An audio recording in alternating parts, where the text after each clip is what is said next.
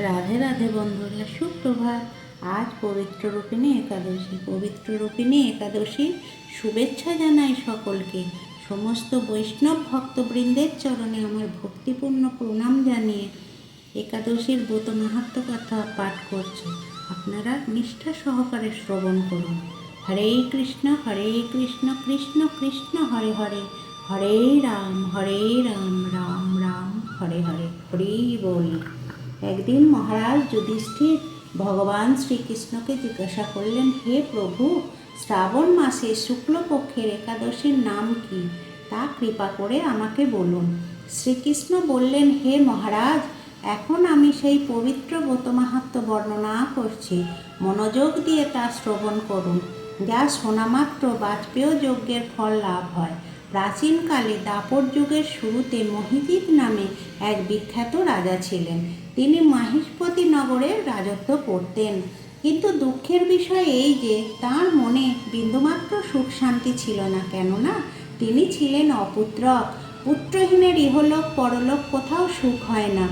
এইরূপ চিন্তা করতে করতে বহুদিন কেটে গেল, কিন্তু তবুও পুত্রমুখ দর্শনে রাজা বঞ্চিতই রইলেন।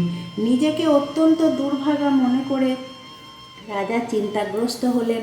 প্রজাদের সামনে গিয়ে বলতে লাগলেন, হে প্রজাবৃন্দ, তোমরা শোনো, আমি এই জন্মে তো কোনো পাপ কাজ করিনি, অন্যায়ভাবে আমার রাজকোষ বৃদ্ধি করিনি, ব্রাহ্মণ বা দেবতাদের সম্পদ কখনো গ্রহণ করিনি, উপরন্তু প্রজাদের পুত্রের মতো পালন করেছি, ধর্ম অনুযায়ী পৃথিবী শাসন করেছি, দুষ্টদের যথানুরূপ দণ্ড দিয়েছি, সজ্জন ব্যক্তিদের যথাযোগ্য সম্মান করতেও কখনো অবহেলা করিনি।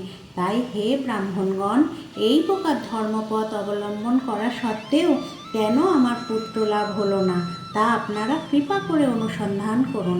রাজার এই প্রকার কাতর উক্তি শ্রবণে ব্যথিত রাজভক্ত পুরোহিত ব্রাহ্মণগণ রাজার মঙ্গলের জন্য গভীর বনে টিকালজ্ঞ মুনি ঋষির কাছে যেতে মনস্থ করলেন। বনের মধ্যে ঋষিদের আশ্রম সকল দেখতে দেখতে তাঁরা এক মুনির সন্ধান পেলেন। তিনি দীর্ঘায়ু, নীরব, নিরাহারে ঘোর তপস্যায় মগ্ন ছিলেন। সর্বশাস্ত্র বিশারদ, ধর্মতত্ত্বজ্ঞ ও টিকালজ্ঞ সেই মহামুনি লোমশ নামে পরিচিত। ব্রহ্মার এক কল্প অতিবাহিত হলে মুনিবরের গায়ের একটি লোম পরিত্যক্ত হতো। এই কারণে এই মহামুনির নাম লোমশ। তাকে দেখেই সকলেই ধন্য হলেন। তারা পরস্পর বলতে লাগলেন যে আমাদের বহু জন্মের সৌভাগ্যের ফলে আজ আমরা এই মুনিবরের সাক্ষাৎ লাভ করলাম। তারপর মুনিবর তাদের সম্বোধন করে বললেন, কি কারণে আপনারা এখানে এসেছেন এবং কেনই বা আমার এত প্রশংসা করছেন, তা স্পষ্ট করে বলুন। আপনাদের যাতে মঙ্গল হয় আমি নিশ্চয়ই তার চেষ্টা করব। ব্রাহ্মণেরা বললেন, হে ঋষিবর, আমরা যে উদ্দেশ্যে এখানে এসেছি আপনি তা কৃপা করে শুনুন।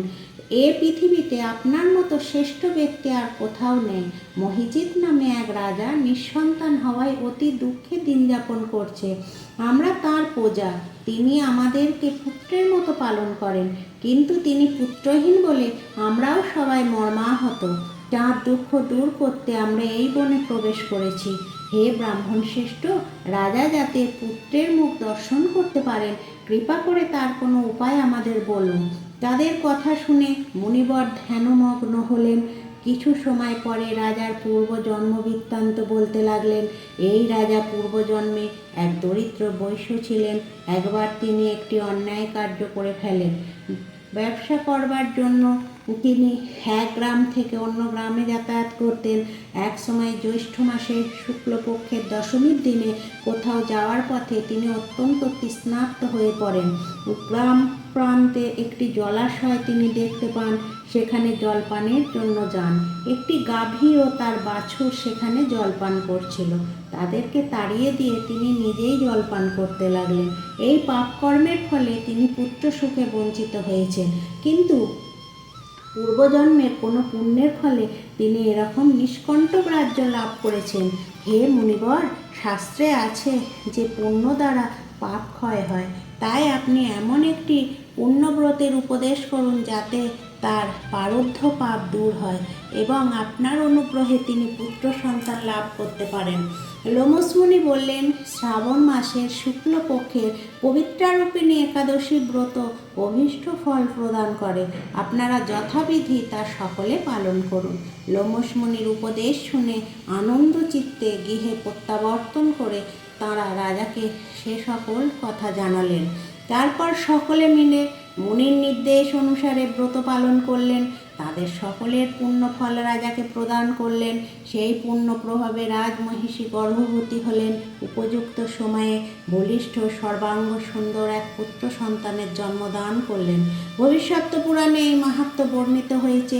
এই ব্রত মাহাত্ম্য যিনি পাঠ বা শ্রবণ করবেন তিনি সমস্ত পাপ থেকে মুক্ত হবেন এবং পুত্রসুখ ভোগ করে অবশেষে দিব্য ধাম প্রাপ্ত হবেন।